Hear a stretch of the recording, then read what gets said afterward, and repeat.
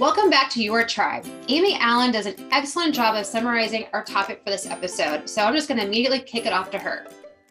Good morning, ladies. It's nice to have us all back together again. And I should say good morning, afternoon, or evening, wherever anybody is that's listening.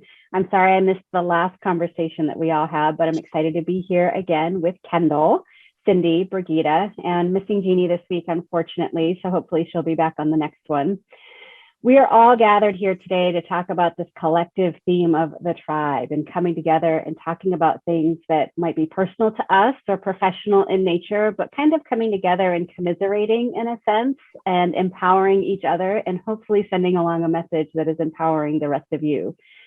We say it all the time. We are a collective group of pioneers in our places, whether it's moms, professionals, executives, sisters, nieces, cousins, whatever it is. We all collectively come together in our own positions of power, influence, or lack thereof where we might need help. And we ask all of you to join us as well. One of the things I brought to this group this morning that I wanted to talk about, because we never have this scripted, just so you know, we don't come into it with a media plan or a media kit that those of us in marketing like to say. We literally come together and say, what's on our mind today or what's on our heart today, and let's have a discussion about it. So one of the things that I was coming into the discussion with this group this morning is talking about ownership and accountability. And it's something that's near and dear to me. And I wish that early on in my career, in my 20s and 30s, I understood it a little bit more. But unfortunately, I think when we're young and immature in our careers, it's just a big defense mechanism anytime we talk about ownership and accountability. Before we started the recording, a couple of the themes that Brigida threw out that really hit home are change. We all want change, but a lot of people, I would say the majority of us, are not as receptive to it or are afraid of it. Whereas those of us that embrace it often find that that road is not easy, but the outcome of it makes us a much better and stronger person. But then the other piece of that is threat. So when we talk about ownership and accountability, that big looming 5-letter word threat comes in. And therefore, I think me personally, I think a lot of times people see accountability and threat in the same kind of thing. And one of the mantras I have is say what you do what you say. And I have a hard time with people that if you say you're going to do something and you don't follow through, for me, it's a common, layer of respect building that I need to go through with that. And when we work in organizations where people say they're going to do something and they don't, or at home, or you're working in a leadership environment where you have leaders that are doing this and don't, then it's very hard for us to then build that trust. So that's how we're going to kick our conversation off this morning, is talk about ownership and accountability and sprinkle in some of those change and threat themes. Wow, how much time do you guys have? Because we could talk on this like for days, right? And the thing ownership, and Amy, thank you for a great introduction. Ownership is such a big part of leadership. And ownership, when I say ownership, I don't understand ownership of the leader to own everything. There is some ownership of the leader, but ownership of each of the individual team member, owning their responsibilities, owning up to the celebrations and the feedback that they're getting, owning how can I make it 1% better what I'm doing today, tomorrow, day after, than what I did yesterday. Not in comparison to anyone else on the team, because that's what we often fall into, oh, but he or she's doing that and they're doing this, and now we get into comparison, and then envy comes into play, and then everyone feels threatened about everyone. But really, how can, as a team member, how do I own up to and owning up is not just feedback or failure. I like to call it feedback rather than failure. But really, how can I make it better? How can I think on my feet and make it a little bit better rather than waiting for someone to tell me, oh, we need to do X, Y, Z. And then we come to what Amy said, the whole change thing. Well, when you say, when something is not working, everyone says, oh, but we got to change it, right? And everyone has their own preconceived notion already in their head of what needs to change. And when you ask, okay, so who's going to head it and who's going to do it, everyone's like, ooh, not me. I don't want to change, right? So everyone wants change, no one wants to change. And that's a clear generalization, of course. There are people out there that are ready to do whatever it takes, and kudos to them. I want to applaud them. But yeah, ownership. I had this conversation with one of my clients this week. When I met with her 2 weeks ago, she said, I want my team to do this, this, and this. They own several restaurants. But when I tell them, they're not going to do it. And I said, so what else can you do? And she's like, I don't know. What else can I do? And I said, well, what if you would just ask, rather than tell them in the leadership meeting that you have with them, rather than telling them, asking them, give them some exercises and say, so the first exercise was write down what everyone does. What is your responsibility? And then they'll see like, oh, I don't have my responsibility sheet in front of me. What are my responsibilities, right? So have them writing them down. Okay, great.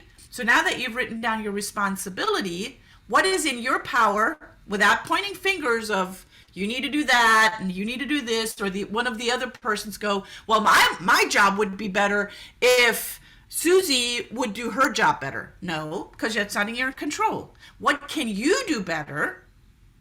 1%. What you did yesterday, today, tomorrow. What can you do 1% better? And write that down. So she had her team do that. And the feedback, not just from the people that were in the room writing the exercise, but the actual implementation was outstanding. And she says, I don't know why I haven't done this like 10 years ago. So questions are powerful. Asking the right questions are powerful, because that gets people into thinking. And too many people are just doing what they were told to do without thinking. Yeah, I think I was just going to say to that point on just the thinking real quick, the comfortability factor. I think so many people get comfortable in the comfortability. That's become a new term that I've been using in the last few weeks. It's scary because of that change factor. Yeah, I think something that comes up for me as we're talking about this is, as people progress in whatever the job that they're doing or their career, going back to what you just said, Amy, and comfort, there's also this perspective, I think, that happens where it's the bad side of tenure of like, well, I've been here this long. I don't have to do this. I shouldn't have to call other people and coordinate with them. They should always be calling me. Or I shouldn't have to, whatever it is. And what happens then is you have a me versus we mentality. And the issue there isn't anything that we do. I mean, I think about this sometimes whenever I'm walking my dog or whatever, just pontificating about or thinking about the world, is there's really nothing that we do and anything that doesn't impact somebody else. So very basic. In the house, if you don't put the dishes away in the dishwasher, you don't clean them and you leave it there, someone else has to clean it up. Or if you live alone, eventually you're going to have to deal with it, but it also impacts then your mentality of a clean space. At work, if someone just doesn't coordinate or let someone know that they're not going to make a meeting, you've now dropped the ball. And then, bringing it to a sports mentality. If you actually don't pick up the ball when someone passes it to you, then the play can't continue. And so thinking about, no matter where you are, if you are new in your career and you're new on a team, or if you are the CEO and owner, there's nothing that you do that doesn't impact somebody else. So when you think about meaning and purpose and getting fulfillment out of your life, wouldn't you want to choose to impact someone else in a positive way versus a negative way? Because I think oftentimes too, once you've been working for some time, it can feel monotonous. It can feel like you've turned into a TaskRabbit robot. The meaning or the experience is lost. And oftentimes I think that's what happens when there's not happiness at work or fulfillment in what you're doing, because you've lost the meaning, you've lost the purpose. So whether it's yourself that you're having a hard time getting motivated or motivating the team around you is reconnecting them to the purpose. Why are you part of this organization? If you want to not have to coordinate anything with anyone, then why don't you go work for yourself? But then what you're going to find even more is you're going to have more ownership that you're going to then have to inspire. So why are you part of this group? Why are you part of this team? Why are you committing 40, 50, 70 hours a week to doing what you do? Let's reconnect with meaning, and then own that meaning, going back to ownership. Yeah, I really love that, Kendall, connecting to the meaning and why you are where you are. Well, even now, you know, when you find yourself involved in a company and where the leaders weren't demonstrating a high level of accountability and or emotional intelligence and or the communication skills that are necessary to implement change, you know, especially when it's coming across the board. And there have been so many changes that have happened in the last couple of years, right? With workforce and how we're doing things. And it comes back to, you know, having the best product, service, or value that you can offer. And if any one of those things is not there, it's hard to be attached to or be involved or really get on board with the company and really support them in the way that you feel like you could. I like the theme that we've got going here too, because I think that when we think about why are you in the organization that you're with, or what is your commitment, or Kendall, I wrote down the reconnecting with purpose, and then of course the connecting to the meeting. I think going back to where we started with ownership is we own our part in that. So yes, I can get very frustrated every single day because my team isn't holding themselves accountable. And I can get very frustrated every day because I'm not getting the feedback that I require to get my job done successfully.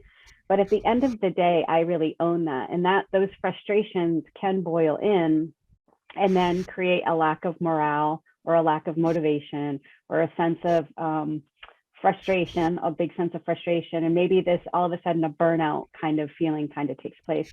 But I think reconnecting with the purpose and the meaning and owning it yourself and saying, well, why am I here? What is my purpose? What am I intending to do? And how can I change that? So reframing, and I think we've talked a lot about this in the past, but reframing our own thinking.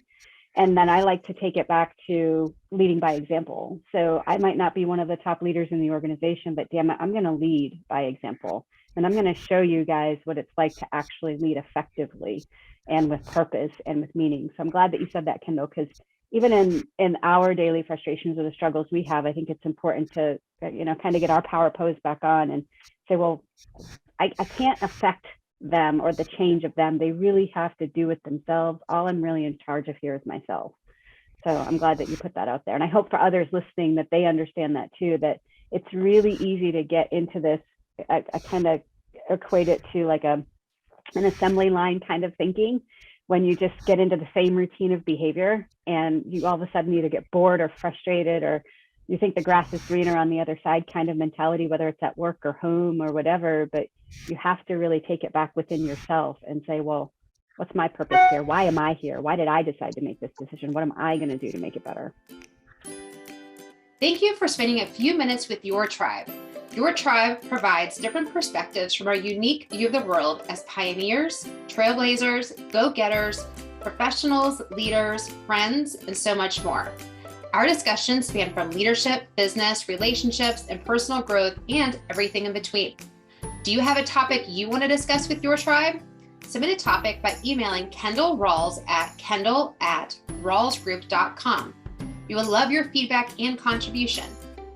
Your Tribe is produced by the Rawls Group Business Succession Planners.